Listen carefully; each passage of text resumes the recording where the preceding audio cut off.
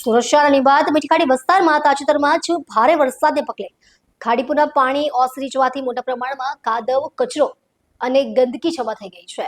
પાણી ઉતરતાની સાથે જ સુરત મ્યુનિસિપલ કોર્પોરેશનની સફાઈ ટીમે તાત્કાલિક કામગીરી શરૂ કરી દીધી છે. એસએમસી દ્વારા 150 સફાઈ કર્મચારીઓને ખાસ ટીમોમાં વહેંચીને કામગીરી સોંપવામાં આવી છે. વિસ્તારમાંથી કાદવ અને ગંદકી દૂર કરવા માટે જેસીબી, મિની રોબોટ, ટ્રક અને ટ્રેક્ટર સહિત ભારે મશીનરી તૈનાત કરવામાં આવી છે. ખાસ કરીને સાંકડી ગલીઓમાં મિની રોબોટ અને ટ્રેક્ટર દ્વારા સફાઈ હાથ ધરવામાં આવી રહી છે, જ્યારે મુખ્ય રસ્તાઓ પર જેસીબી અને ટ્રક દ્વારા કાદવ લોડ કરીને ખસેડવામાં આવે છે.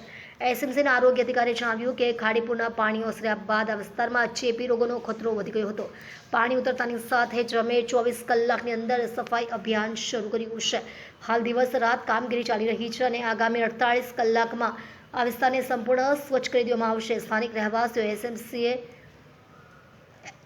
એસએમસીની આ ઝડપી કાર્યવાહીનું સ્વાગત કર્યું છે અને વધુમાં તેમણે કહ્યું હતું કે અમે ઘણા દિવસોથી ગંદકી અને દુર્ગંધથી પરેશાન હતા, પરંતુ એસએમસીની ટીમ આવીને તાત્કાલિક કામે લાગી ગઈ છે.